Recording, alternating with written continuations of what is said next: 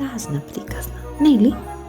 Ти доаѓа да си избереш друга, некоја поубава. Знаете, од оние за среќен крај, да си ја читаш и да си ја разбалошиш душичката.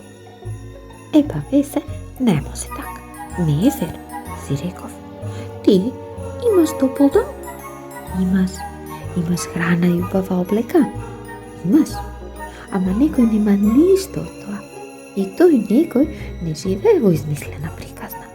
Тука е, и таму некаде, вистински човек, вистинско дете. По улиците, низ парковите, пред продавниците. Си го забележал, нели? Епа, не е вер да си читам само среќни приказни, за да не се растажувам со тажните. Ке се растажам, ако треба, еве, токму сега. Уште еднаш ќе ја прочитам и нема да седам со скрстени раце, зашто тогаш ќе се сетам на најважното. Јас можам да помогнам некому, а можеш и ти. Еве, токму сега можем. Ке се вратам на оваа тема на крајот. А сега да ви раскажам што се правевме ние, мотивирани и инспирирани од најубавата приказна на сите времиња. Пената за бричење повторно беше наша омилена играчка. Во неја си криевме именки и описни придавки од приказната. Ги баравме, ги спојувавме едни со други, си дополнувавме нови и така оваа сцена на приказната беше наша супер игротека за снежно учење. Снежно учење? Типа, така си го нарековме. Со сецкање, составување и дополнување од сиромашни реченици си правевме богати реченици. Знаеш, додаваш описна придавка и реченицата оп, расте. Додаваш уште една описна придавка и реченицата расте уште повеќе. Ама и поубава е, многу поубава.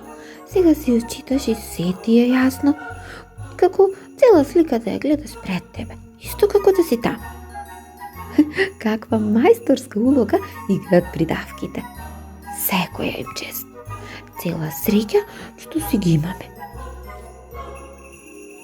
А за уште поголема радост, токму во овие реченици, тажната приказна доби супер среќен крај. Не, немаше волшебни стапчиња и магии. Во нашите реченици имаше добродушни граѓани кои од срце и душа му помагаа на девојчето, секој колку може и како може. Ама и ние си смисливме како и кому можеме да помагаме. Секогаш, секаде околу нас, 365 дена во годината. Ловот на описни придавки продолжи низ математичките задачи со мерки за време. Математика и описни придавки? И па може, проверено е. И така, оваа година од кибритчиња си направивме супер паметни лампиони. Украсени како кукички за радост, а во внатрешноста богатство од сцени и пораки за споделување, разбирање, помагање, сочувство. И не само тоа.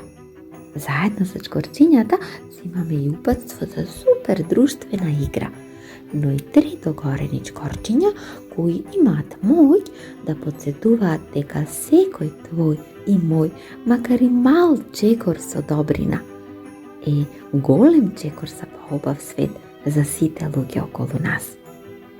Е сега, на тебе е ред. Сакаш малку помош? Еве, за почеток запомни. Ако некому не можеш да му помогнеш, еве, токму сега, барем нема да му подмогнуваш со шеги за девање и смејувања. И тоа е голема помош, да знаеш. Ајде сега веднаш направи супер план за супер херојски дела за поубав свет за сите. Биди срдечен и љубезен, со разбирање и сочувство кон другите. Споделувај со оние што немаат, сослушај ги нивните маки, охрабри ги и подај им рака. Верувам дека можеш.